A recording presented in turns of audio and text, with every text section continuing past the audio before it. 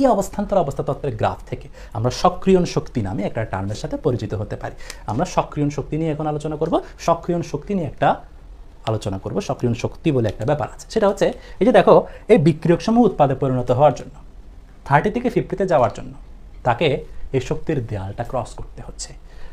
90 পর্যন্ত যাওয়ার জন্য তাকে কতটুকু শক্তি অর্জন করতে হচ্ছে? দেখো, আমার আছে 30, আমার যেতে হবে 90 পর্যন্ত। চূড়ার অবস্থাকে বলা হয় EX, নিচের অবস্থাকে বলা হয় ER। মনে রাখবে সক্রিয়ণ শক্তি EA equal to EX minus ER। তাহলে আমার একদম চূড়ার অবস্থা 90, নিচের অবস্থা 30, আমার 60। আমার 30 থেকে 90-তে যাওয়ার জন্য আমার এখানে 60 পরিমাণ শক্তি অর্জন করতে হবে। তাহলে এই 60 পরিমাণ শক্তি যদি আমি বিক্রিয়ককে প্রোভাইড করি, তাহলে সে 90 পর্যন্ত যাবে, এদিকে ক্রস করতে পারবে, দেয়ালটা ক্রস করতে পারলে আলটিমেটলি বিক্রিয়া ঘটবে। এই যে 30 থেকে 90-তে যাওয়ার জন্য তাকে যে 60 পরিমাণ শক্তি অর্জন করতে হচ্ছে, এই 60টাই হচ্ছে আমার সক্রিয়ণ শক্তি।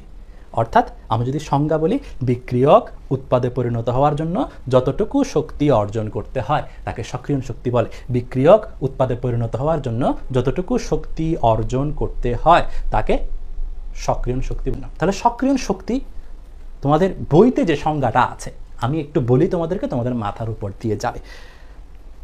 সক্রিয়ণ শক্তি কোনো একটি রাসায়নিক বিক্রিয়ায় বিক্রিয়ক সমূহ পারস্পরিক আণবিক সংঘর্ষ দ্বারা বা অন্য কোনো উপায় বিক্রিয়ার গড় শক্তি অপেক্ষা যতটুকু পরিমাণ অধিক শক্তি অর্জন করে বিক্রিয়ায় অংশগ্রহণের উপযুক্ততা অর্জন করে তাকে সক্রিয়ণ। কিছু বুঝছো? কিছু বুঝো না, এটা বইতে লেখা আছে।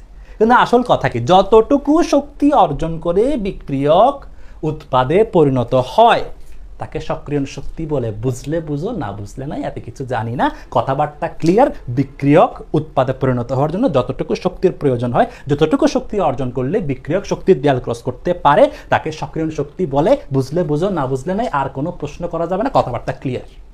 ঠিক আছে? বুঝছো সক্রিয়ণ শক্তি কাকে বলে? বুঝছো কিনা?